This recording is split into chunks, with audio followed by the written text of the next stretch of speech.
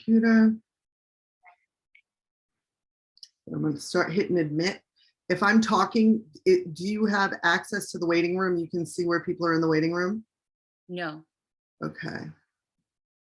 So I'll have to admit and talk, I guess.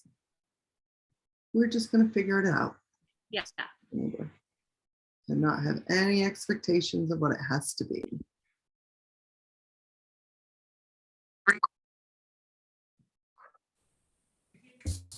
I said, hey, Hunty. Why is everybody logging in as Jordonia? I don't know. I was like, he's got a lot of people. Oh my gosh, it must be because the Because the link is coming from you. The link from me.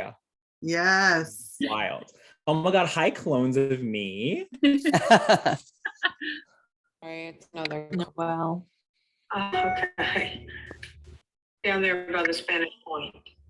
Okay, Yeah, I'm yeah. gonna ask everybody, if I can't mute you, then I will mute you from here, but if you could mute yourselves, save me a little technical like shiny things. Hey Laura, we've got so many friends here, so many people are logged in under Hunter. Because he was gracious enough to send out the email with the workbook and everything. So super thankful for that. And yeah, I have noon on my time. So what I have to do from my end is also let people in while we're talking. Yes, thank you, Sid. If you click on the 3 dots, you can rename yourself. But if you want to stay as Hunter, that's fine too. One wouldn't blame you. Welcome, whether you are catching us live or on the replay. My name is Brenda Amaral and my co-host is Noelle Weatherwax. Hello. Good morning, everybody. We are so thankful that you are all here. And what we first want to start with is we are going to do the best that we can to give the information while moving as slowly as humanly possible, because the potential to cause harm here is very great. I want to also acknowledge the fact that 2 white women leading any talk about anti-racism is effed just from the rip. And we are not teachers, we are not educators, but we were called forward by our anti-racism coach and teacher, Catrice Jackson, who you will be hearing lots about because for us, all roads lead back to Catrice and all of her teachings. None of this information that we're going to be sharing is original from us. It's from doing this work and being on the journey. So really, I want to welcome you all. And I'm so thankful that you all are really present, whether you're just beginning or I know some of our friends on the call have been on this journey forever. And this journey is a lifelong journey because as we can see with everything even happening in the Ukraine, this is very present what's happening now. This isn't some far off idea, some far off, sorry, I'm just gonna mute you, Michaela, if I can. Hi, friend, or please mute yourself. You can see that I'm easily distracted. And like I said, I'm a little nervous because I don't want to cause harm. Noelle and I have spent a lot of time working on this and discussing it and just trying to make sure that we at least are giving our counterparts, our white counterparts, a place to jump off from. Again, and lead you in the direction of Black leaders, Black teachers, so that we are paying for our education because these folks are doing a lot of emotional and physical labor to teach us. It's exhausting. So even though that most of us are excited to learn, we want to learn, we are going to suggest that you are not putting pressure on your Black friends or family members, that this is not their paid full-time job to be answering your questions. as heart-centered as you may be with the questions that you're having. If everybody besides Noelle can just make sure that they are on mute, I would super appreciate that. Thank you so much. So yeah, so we're actively causing harm in all of the spaces that we're in, knowingly or unknowingly. So what this is a jump off point for all of you. So again, I'm so thankful that you're here to start this, whether you're just starting, whether you're a year in, 10 years in, or a lifetime in, again, because I do know that there are some friends on this call that have been doing this lifelong because they were born into families that understood the need to be actively anti-racist every day, where most of us in this white community that we are, this white system that we're in, it's not designed that way. It's, you know, we're raised, we don't see color, we don't see, oh no, everybody's equal. And I so wish that was the truth, but it's not. And by starting to talk about this and normalize it, and whether you have 100,000 followers on Instagram or you have 10, we can make a difference. We are the ones, as our friend Kia Neal says, you know, we are the hub of our community, that our folks come in, and it's for those of us still behind the chair, so forgive me. I welcome all of our industry professionals, whether you are behind the chair, you're in education, whatever facet you are in our industry. But for those of us that are behind the chair and actually making connections with people every single day, those are, you know, 10 to 15 opportunities that we have. Like a half an hour. Conversations. I'm joining Linda's. Laura, please, could you introduce yourself, please? Thank you. Oh my God. Oh, Okay, mute. Can Noelle or maybe even Hunter from your end be muting whoever is not muted? If you make me a host, or Noelle a host. Okay. Well, Noelle should be a host when I set this up. So again, apologies, friends. You know, since we've been back face to face, we've not been doing as much Zooming as we once had, so maybe not as fluent as I once was. So please just forgive me, and everybody just do the best you can to make sure that you're on mute yourself, because it doesn't take much. Some paper, a pen clicking, whatnot is going to distract from what we're saying. So hopefully you have all received your notebook that Hunter was able to email out to everyone, that Noelle and I had put together, just in order to be able to kind of follow along. And if you do not get it, okay, I see Frankie Halloran, you do not have that. If you check your email, that that you'll see that you have something. Oh, Hunter's gonna put the link here. Perfect, thank you, Hunter. Good Lord. So yeah, so that you can actually download that, keep that as a future reference. And then what we're going to do is send a follow-up email with all of the resources that we're sharing today. Michaela, sweetheart, love of my life, if you could mute yourself, I'd be psyched out of my mind. Thank you. So you'll have an active resource again, and you're also going to have follow-up with what we're talking about, so you can find these places.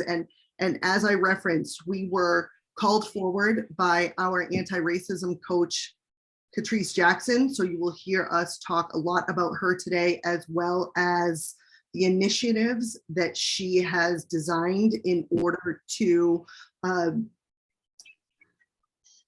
the playing fields. And that starts with economic justice, because reading books, awesome, like good place to start. But again, so many of you, so much of the feedback that I got was, I'm frozen and I'm scared and I don't want to make a misstep, and I don't either. I don't want to do that either. But I will tell you, I started this thing with like sweaty palms, because I know the chance of me saying something harmful or doing something harmful. Yes, this is recorded. So we're also going to send the recording with all of the the resources in a follow-up email. Sorry, I got off track with what I was saying a little bit, but that is, that's how we get started, like being afraid and doing it anyway, because I'm going to mess up. And then, so what these conversations are for and what we're trying to do moving forward, I spoke with a friend over the week, and we just talked about needing to form a callus on our white fragility.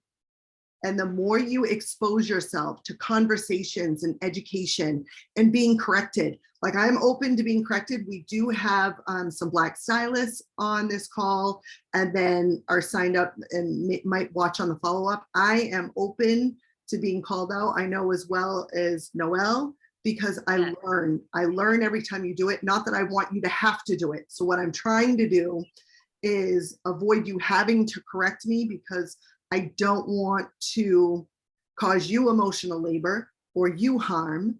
But again, I've got blind spots that I'm not aware of, even working on it every day. I know part of our practice is that we wake up every day and just say, how can I cause less harm today? Because truly, as white folks, we're never going to be 100% a safe space, especially the longer you've been walking around. I mean, I'm 50 years old, embarrassingly, like I didn't start this journey until 6 or 7 years ago, which is like, okay, I could get caught in the weeds with that and all the stuff that I didn't do and all the harm that I've caused, but all I can do is try to do better than I did yesterday, do better than last week.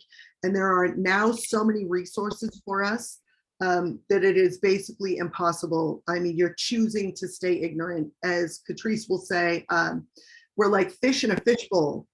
We're surrounded by this racism and this systematic oppression that we live in and that we're a part of and that we uphold, and we don't even realize it.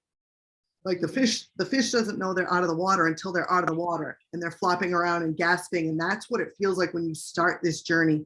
I'm sure, Noelle, you would agree with me that it. Yeah, absolutely. Yeah. I just want to like reiterate too that neither of us have arrived, neither of us are teachers. We are just sharing our experience and what we're working on with you all, and where you all can get education as well. Because like I was saying, it is an everyday thing. You never get a certificate at the end that says you've arrived and you graduated and congratulations, you're not like a racist white anymore.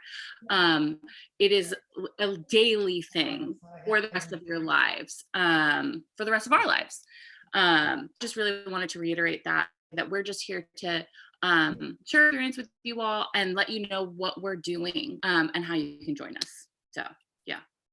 Perfect. Thank you. So in the workbook, we talk about step 1.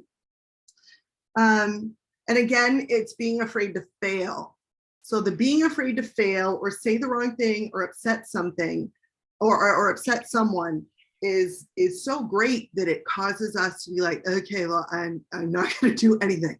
Let me just not move, not do, or if you do something and you get called out, well, now you're in a spiral. Oh my God, I'm trying to do all the things and I'm apologizing and I'm not sure what I'm apologizing for because I've got these blind spots. So again, like the first thing you can do is just take a deep breath and step back and understand anytime you may be called out that that is a gift and it's the person was doing you a favor to take the time. Now, granted, there are some ways that it is, I mean, it's always helpful if a Black or brown person corrects you. Sometimes I know it's hard when you have a white person going hard and going at you. And sometimes that can cause you to shut down. And then you go into inactivity where, oh, okay, well, I'm not going to do anything because I'm afraid of the harm that I'm going to cause. But I promise you, the harm of us being silent is greater than anything you're ever going to say or do. The silence in inaction is, I mean, we're all aware of what's happening in the Ukraine right now. But when you turn on the news, the prevalence, the stories of what's happening to Black folks in Ukraine is not top of the story. So you have to dig a little deeper to find out that they're not giving Black folks access to being able to flee. and actively telling them to get off the trains and get off the buses, which could, I mean, I could just go into full meltdown right now. And that's happening right now, 2022, because of our inaction. And that it's just got to stop. We have to stop. And there's so many leaders that that are giving us access to what we can do. So let's get started. For those of you that maybe don't have any books, or you have some books, I do also want to caution spending your money with white folks that are teaching. No, that's harmful in and of itself, unless that anti-racism coach is giving all of the money to Black folks. There's no way that we should be profiting off of any kind of education, again, because we're not qualified. We're only qualified to give you the steps that we have taken this far in the journey and enable you to be able to start taking action.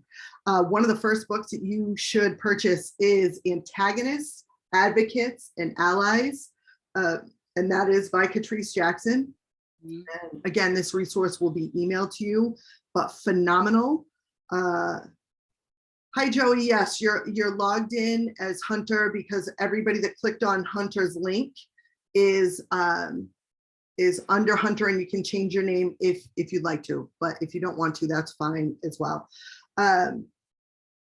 So again, when purchasing books and moving forward, I want you to think about spending your money with Black folks, Black businesses, and because they are the ones that know more about us than we do, because they've had to suffer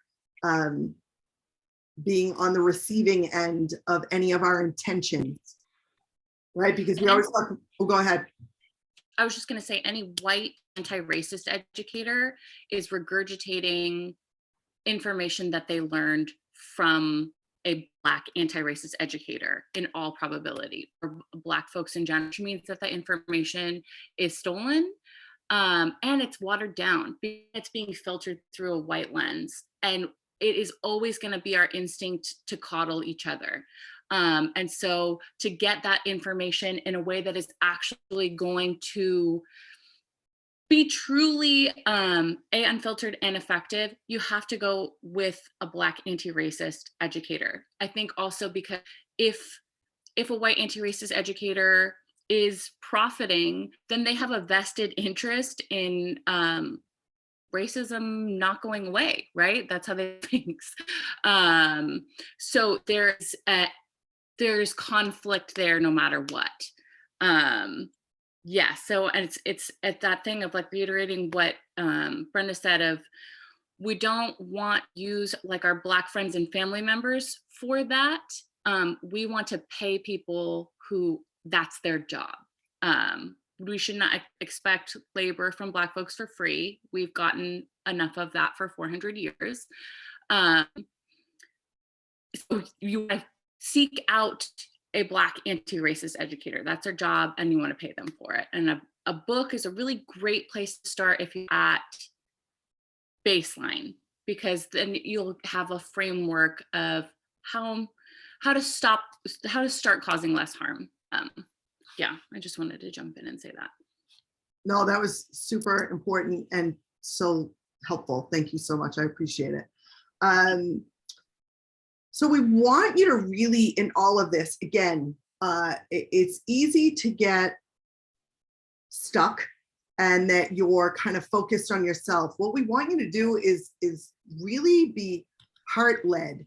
Think about, like, for those of you that maybe don't have a lot of Black folks in your circle and friends or whatnot, because, you know, if you do, you can see the harm that's happening to them in real time. But if you are insulated and you're someone who you don't have a lot of Black folks around you, or you've got maybe Black employees and you've not done any of this work, so you don't even realize the harm that you're causing in a workplace,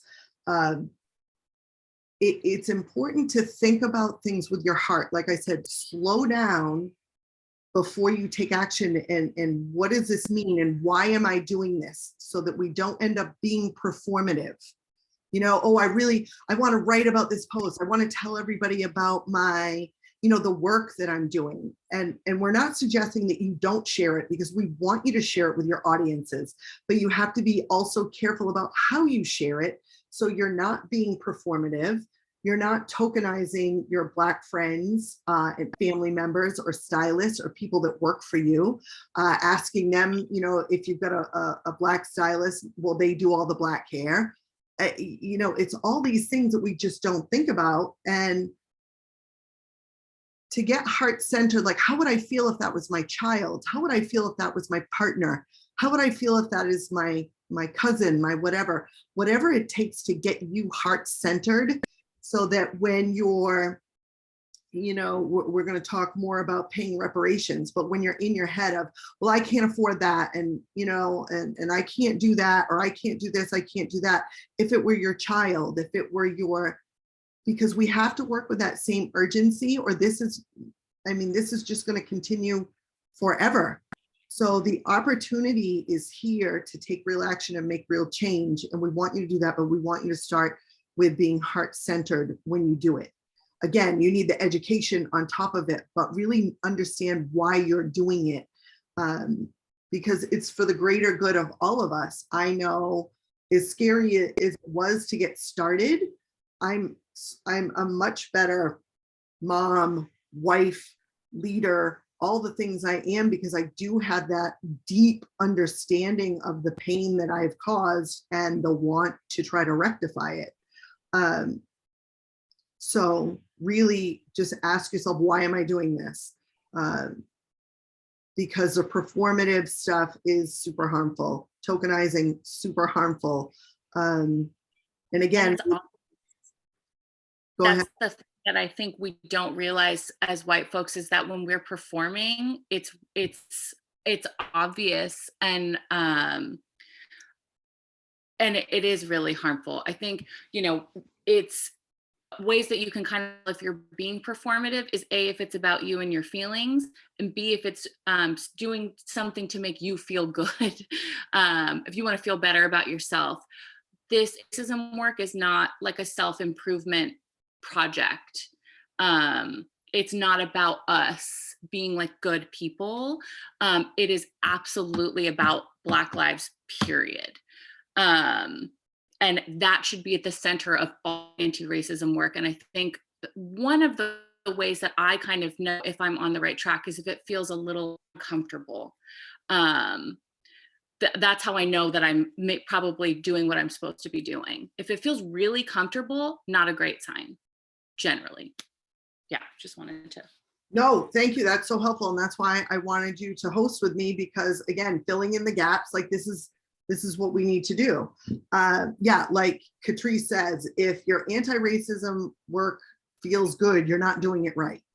Or the learning you're doing feels good, because nothing about this feels good. Like it just, and it's not supposed to, and it shouldn't. And like Noelle said, if you're not like, oh my God, like hit send, this is great.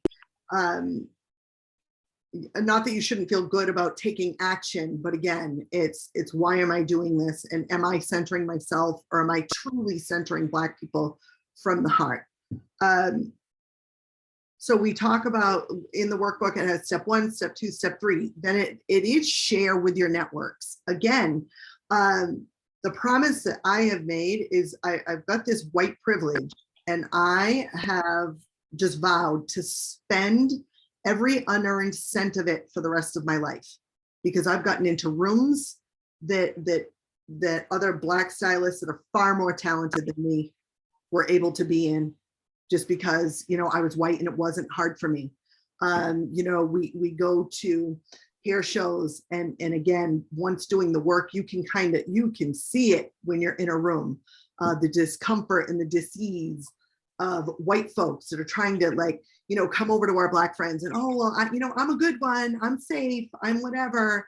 And once you're doing this work, it is more obvious, like who is doing it and who's intentional about it. And, but it's still share with your audience. We're never going to feel comfortable sharing. I know when I first started, I would have conversations behind the chair, and I'd be like, oh, if there was pushback, like, I'm not sure what to say, I'm not sure what to do.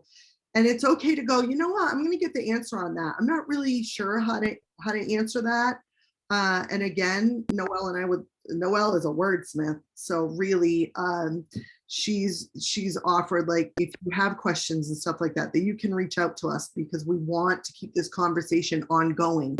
And oftentimes that uncomfortability is what gets us to stop doing things, because the human brain doesn't know the difference between physical pain and emotional pain.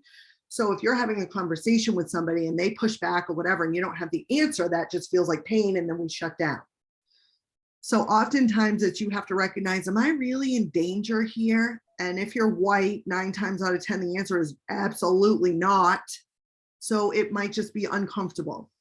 So, Yeah. and it's also uncomfortable to say you don't know things, or I don't know, I'm not there yet on the journey, but this is what I'm learning. And I just want to quickly, I got a private message, and I just want to acknowledge this because I think it's important to say. Someone asked me, they said, we are centering Black lives in this conversation, but can we use inclusive language of other marginalized white races? And so I just want to say, this conversation is centered around Black lives specifically, but anti-racism work will make you a less harmful white person to all marginalized non-white identities. So I want to acknowledge that person's comment, and say that anti-racism less harmful white person, but we are centering Black lives in this conversation. So I just wanted to throw that out there. Awesome. And thank you for the question. And thank you for answering that, Noelle. Mm-hmm. So we are going to get moving forward with talking about, and I don't know if you want to take this part over, Noelle, talking about reparations and the things that are in the workbook. Yes, yeah, absolutely. So what me and Brenda have come up with, what tip the scales is a way to start with dipping a toe into reparations. And our idea was on March 4th to take either a portion or all of your tips, or maybe if you are not a behind the chair stylist, portion from your sales or something in those lines, and contribute them to the reparations campaign that me and Brenda are working on. And it is the Home for Maria campaign.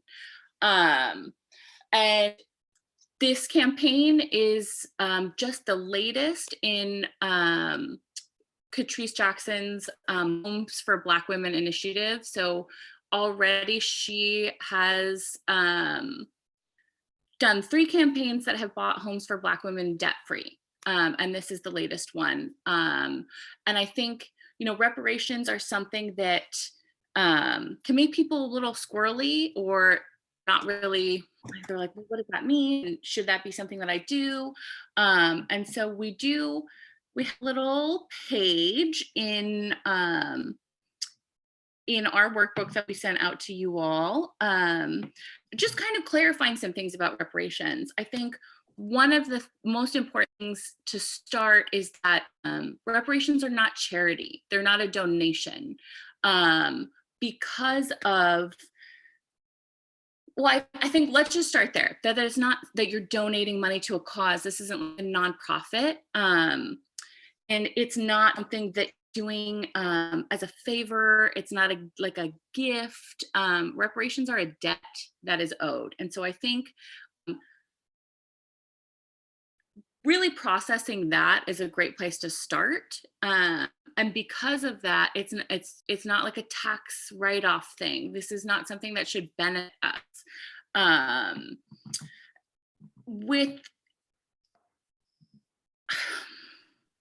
So I think, individuals can be like, well, why should I have to do that? And I think there are a lot of excuses that we can come up with of, depending on your personal identity and how long your family may have been in the United States. Like, I think regardless of your personal history, if you are a white person in America, you benefit from whiteness and from 400 years of Black labor and Black wealth extraction.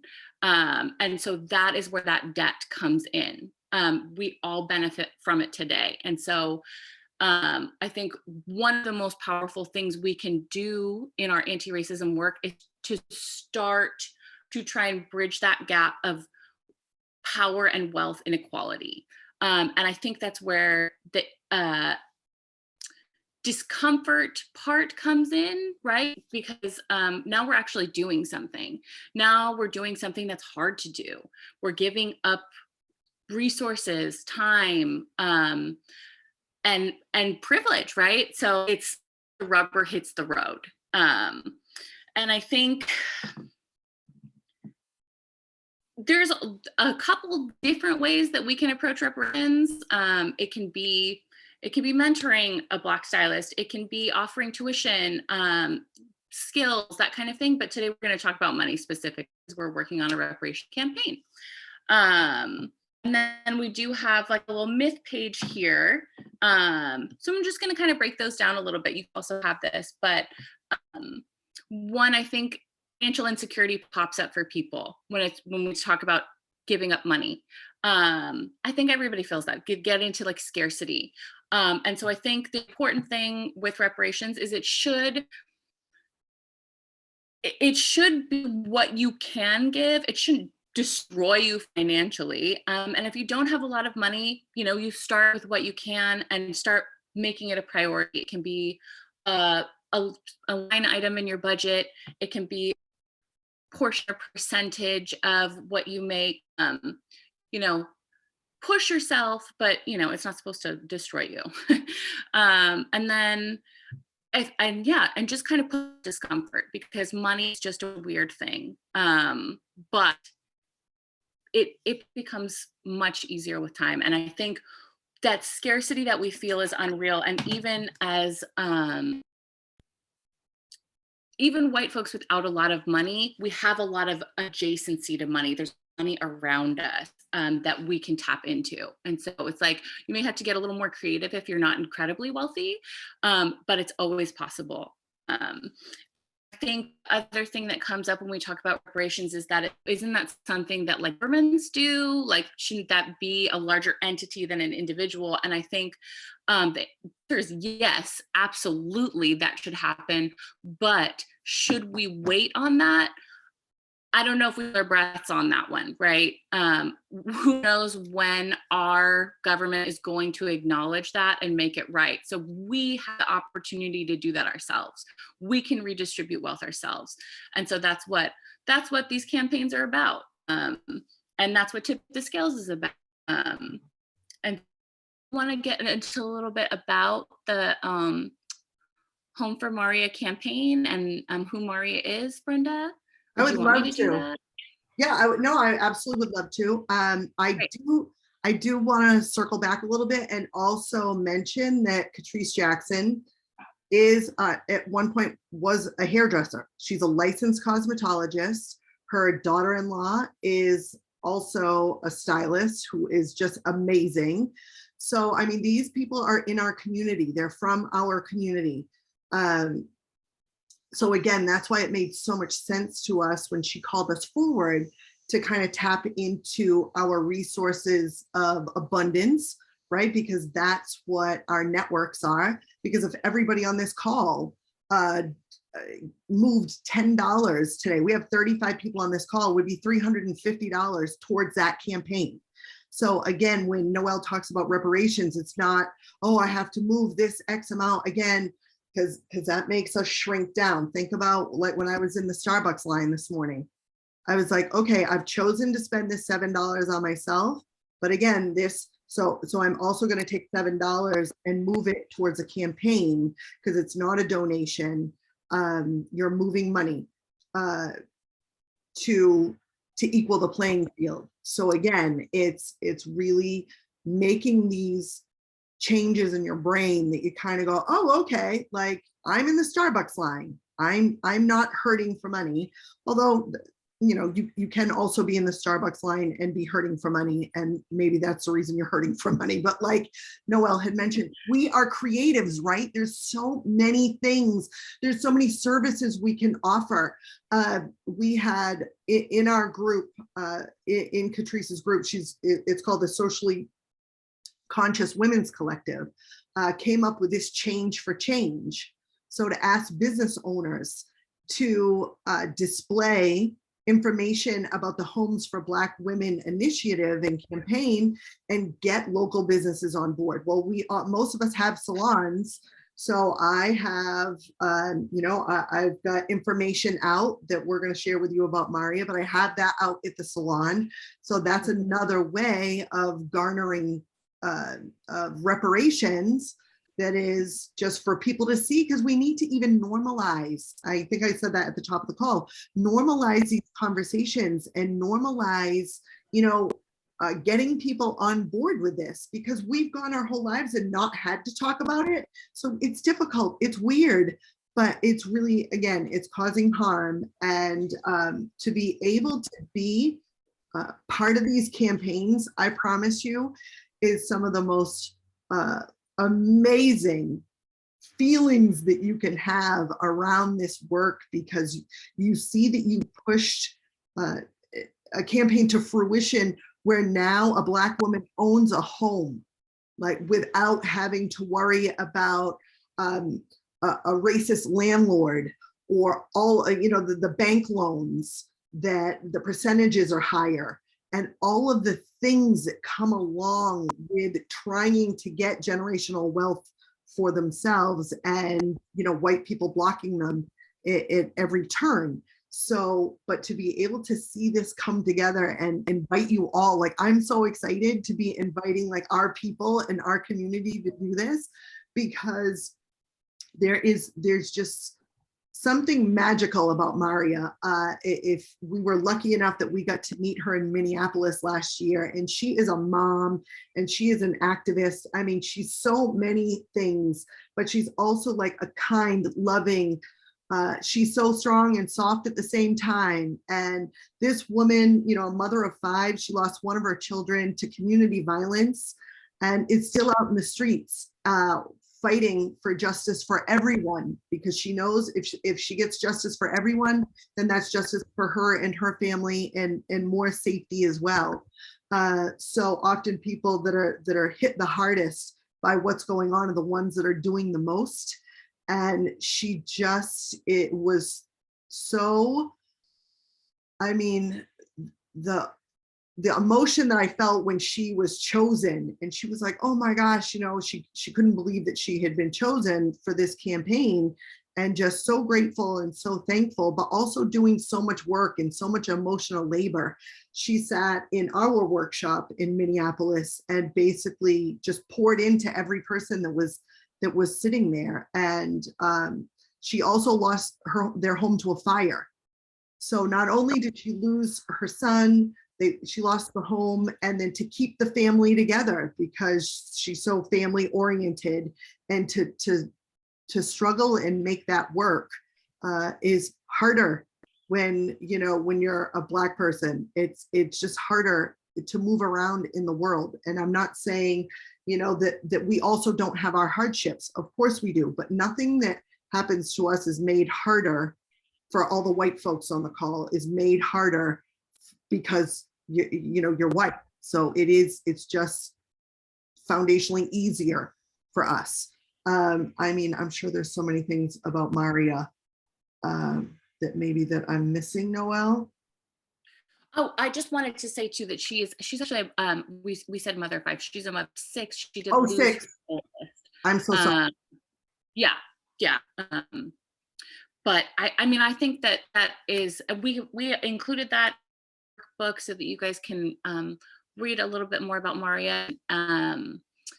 Hear like from her in her own words. We included that, but I just think it's an absolute privilege to be able to be a part of something like this, and to be able to see the result of the work that you do is just, it's an indescribable feeling. the opportunity to be a part of something like this, so much bigger than all of us, it's I think incredibly humbling, and it's the most important work I've ever done in my life. And it's hard to describe. It's hard to describe, but can't recommend it enough. I hope that you guys will join us, because it really is just, yeah, I don't know. It's not often that I'm at a loss for words, but yeah. Okay, it just said my internet is unstable, so if I freeze or something, somebody let me know. Got it. So again, yes, in the workbook, there's more about it. When you click the link, you'll be able to read more about Maria. And I cannot believe that I said, see, mother of 5 instead of mother of 6. So thank you so much for that correction. I really appreciate it. So like Noelle had mentioned, we wanted to kick off this campaign on March 4th.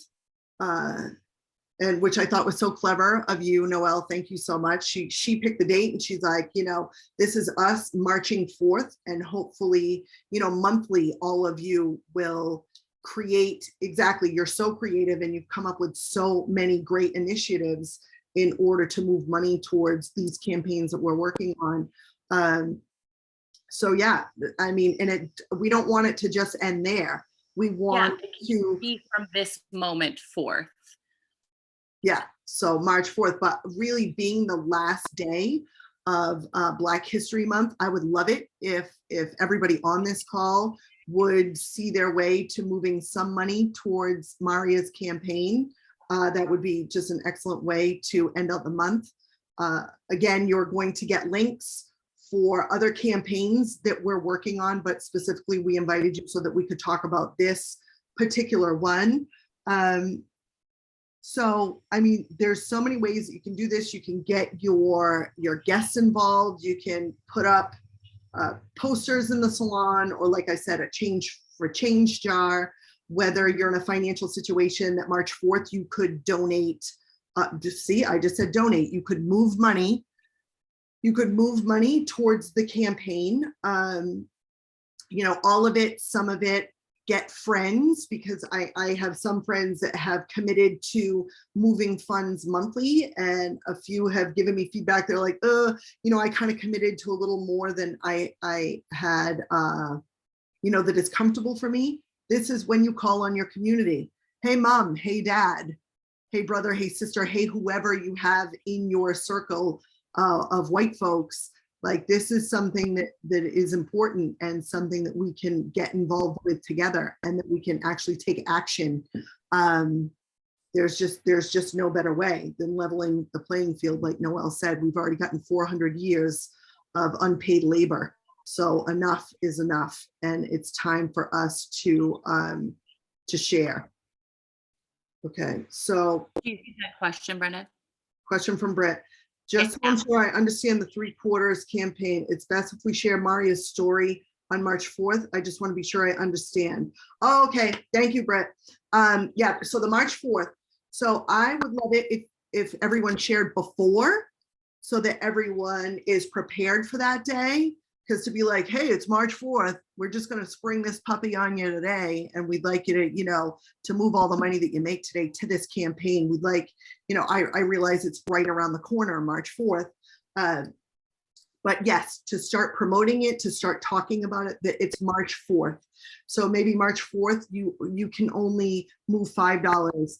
And then maybe the following month, which of course we all know we have more than $5, but I'm really being, I shouldn't say that I am sure, but the majority of us have more than $5 lying around, or that we just spend carelessly. But if we start talking about it now, again, it's normalizing, it's getting people on board so that they understand. So thank you so much for that question. I hope I answered your question. Noelle, do you think I answered the question? Yes, yeah, I think so. Yeah, it's the date, the significance of the date. We just chose it because of the fact that the date is also a sentence. I just thought that was kind of clever. But you can move me and contribute to reparations any day. And I don't think there's a bad time to talk about it or share it with your audience. I mean, today would be a great day to be like, I was on this call. I found out about this campaign, this incredible opportunity, this amazing woman. Feel free to share it whenever. Hopefully that makes sense. Yeah. And yeah, there's no spoiling it, because this isn't like, this is different than something that if we were doing like a thing for our businesses, right? Like this is about a real person. So there's no spoiling it. Yeah. Yeah. We want everybody to start giving yesterday. So the sooner they learn about it is the better for us, and the better for Maria and her children to be able to secure this home and get in there. Yeah. So awesome question. Thank you so much, my friend. I'm so glad you're here. So yeah, March 4th. Also in the book, we talk about getting in our heads. So again, let's get out of our heads. We're going to face resistance, friends.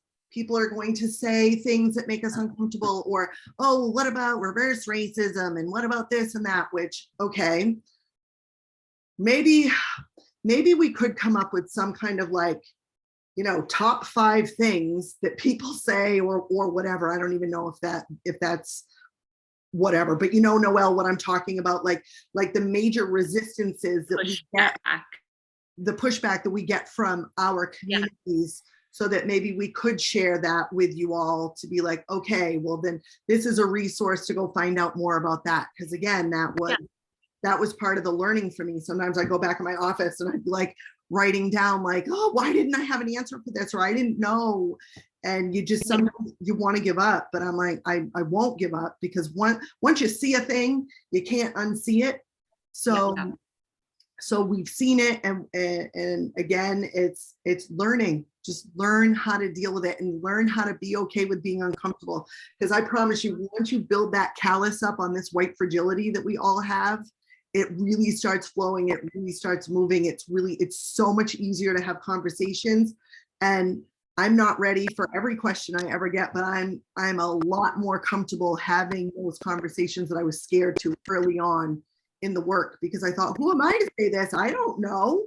Like, I'm just learning. But and I think that's a fine answer if that's where you're at in that moment too. If you get something that you don't necessarily, you get pushback, or you get something like that's defensive from somebody in your network, in your world, it's okay to say, you know what, I'm still learning about this myself. And I don't know that I know how to answer that question for you right now. If it's someone saying something like in good faith, I think we know when somebody is kind of trolling and is not interested in course or conversation as well. And so I have a hard time not giving those people energy myself. I'm not going to pretend like I don't, because I'll just argue with strangers on the internet all day long.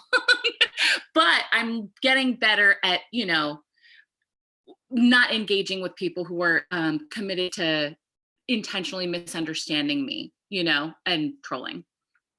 Yeah. And I mean, it's a little harder when the person's actually in your chair. But again, there are. And depending on the situation in your salon space too, because just for me personally, like I work with a Black woman. And so there's a lot of extra care that I have to take when those things come up, that the number one thing for me is making sure that she is not harmed or not, you know what I mean, versus if I was in the space alone or that I work alone, I can maybe unpack with people a little bit more, if that makes sense. Yeah, perfect.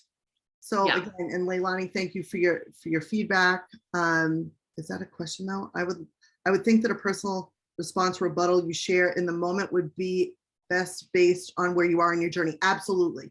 Yeah. So, and I think what you just said, Noelle, was perfect, because we have to be okay with, like, we don't know. We have to be okay with being wrong. Because again, that's, I mean, a lot of whiteness is we think that we know. Don't tell me, because I know, and I know best, and I know. Listen, I don't know, and neither do you. That's the only thing I know, that none of us really know anything. right? And Yeah. you can apply that to anything, right? Mhm. So it's just reminding myself that what I know about most things I could fit into a thimble and be okay with that, because the world is a very big place and the experiences that people have, we have to do less talking, more listening, and just and being heart-centered and heartfelt. And And not letting, like, perfectionism in the moments get in the way of like, oh, I need to have the perfect answer for this. I need to know everything about this. Because that is, I think, a big roadblock for a lot of us, is that we want to be perfect and good. And that's not what this work is about. We're never going to be like perfect and good. We're yeah, just always going to be learning. Yeah. yeah, yeah. And we have to be okay with just failing forward. You make a mistake, you learn, you give a proper apology, and then you move forward. Now, Joey wants to say something. Let me unmic. Oh, you can unmute yourself. Yes, Joey, please share. Hi, I just wanted to add on to this conversation. I hope it's okay to interject. Well, you guys are doing a great thing, but a couple things that I have learned in my anti-racist journey. I'm Joey, she, her, I'm in Oakland. A great analogy for what privilege is, something that it's kind of how I think about it. And I read it everywhere, about you're using somebody else's Netflix account and you have their password, not paying for it. So you may not be a white outwardly racist in the world, but you're benefiting from white supremacy and racism because you're getting the free Netflix. You're kind of a free pass. You can walk into a room and not feel like kind of gay and be safe. Most of the world is created for you. And another, I read in a book a while ago called Raising White Kids about what we're kind of talking about now, where if you have an economy where 5% of the currency is counterfeit, if 5% of the dollars are counterfeit, it ruins the entire economy. So if we get 5% of white people actively out there practicing anti-racism, the whole system is going to dissolve. And I think, especially in our industry, we work so intimately with people. If we don't something when we hear something, we're just participating and benefiting from somebody else on Netflix. Anyways, that's it. Yes. Thank you. Thank you. Absolutely. Yes.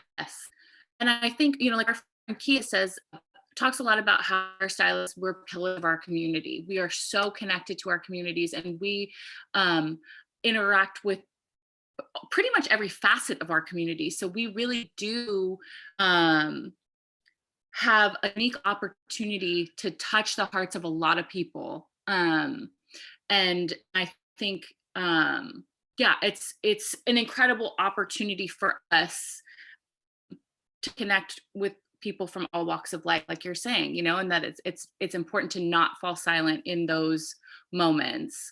And I would love for this call to just inspire everyone on here to think about creative ways that they can make this a part of every facet of their life, and specifically like in salon setting, like me, like I have a product of the month every month where all of the profit from that product goes to reparations campaigns. I have my Tip for Change at the front desk. I talk to pretty much everybody in contact with about what I'm working on. I just try and find, I've done beauty raffles for that. Like I just try and find ways to make it a part of everything that I'm doing. And I think, like Brenda said, we're all really, really creative. We can, I can't even imagine what the minds on this call are going to think of.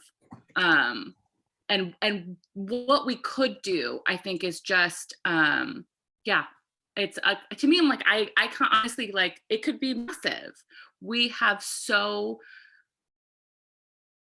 much skill and creativity and talent here. Like what we could do is kind of like, Yeah, because as you're talking, I'm thinking, well, maybe we create a Facebook group where we can all be together there and maybe have conversations there. I don't know. I would like to run that by Catrice first to see what she thinks about that. Again, because I don't want to have like a big coddling opportunity. And like us in a leader role or like a secret group meeting that can get sketchy. Yeah. So a conversation with her about how we can keep this conversation with our beauty professionals going, whether we do something. Connected. Yeah. So whether it's monthly, bi-monthly, something, Again, like we'll run this by our group who is they're actively doing the work every day. And again, so just we don't get into any type of situation that's going to cause harm in any way. But like steps moving forward, perhaps that will, and we've got everyone's email. So we will be sending, again, we'll be able to keep in touch that way. And then on the socials, I just knocked my phone down. So, you know, if we're connected there, that we can, again, we want to be resources to help direct you in any way that we can, is what we really my want to do. DMs are open to everybody. Anybody who wants to reach out to me, I'm here. Happy to connect with all of you. Okay, I have a question in my private. I'm hoping it's okay that I answer it, even though it's in my private. I won't say who asked. I work in an insensitive community to the racial injustice. They often say things that are inappropriate. How do you handle this? Okay, so if I was personally working in a space that this was going on, you gotta ask yourself a question. You know, is this something that HR will handle, or your actual, you know, the people running this business, are they going to handle it? Or is it you're going to have to find someplace else to work? I mean, I know I don't want to be like that cut and dry about it. But again, like if you, and I know you, so I know your situation and the fact that you would be working somewhere that is insensitive to social justice is appalling to me. That, but again, this whole thing is appalling. So when we're shocked and we're appalled and whatever, that also causes pain too, because white folks are going to do what white folks do. And this is just what we do. So I'm happy to have a side conversation about that if you would like. Okay, someone's asking for us to drop our social handles. If somebody, would you mind doing that? Because I feel like everything I'm doing is going to, okay, now it's going to everyone. Okay, sorry, friends, I can't really talk and type at the same time. Emerald.com.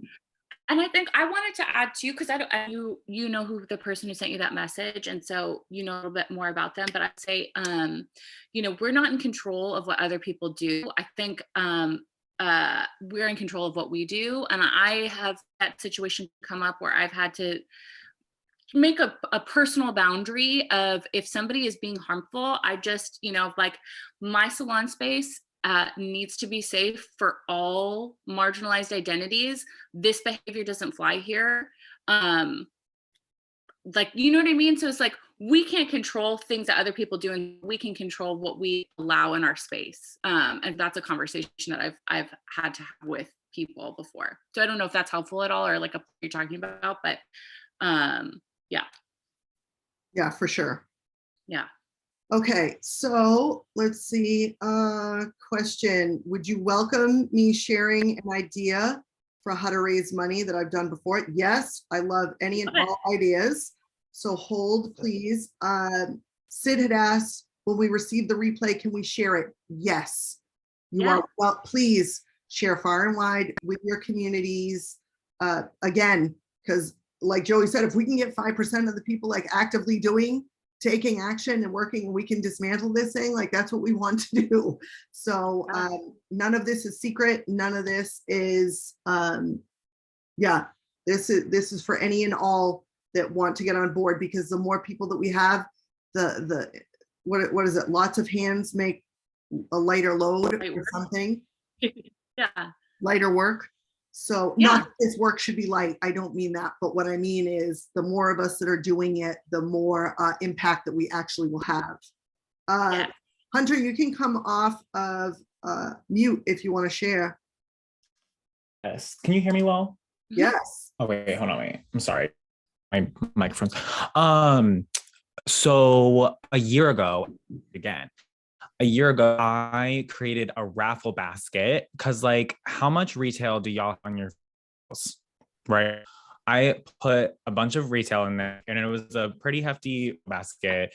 And I had people buy a $20 ticket basically, and it all went to Black trans empowerment foundations of some sort.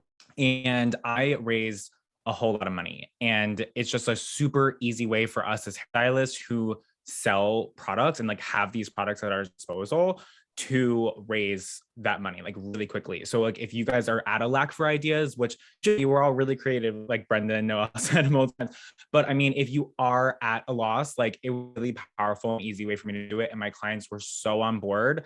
And like you guys said, I think it also kind of normalized like doing that right with my own community and like on my socials and like with the people that I was touching every single day.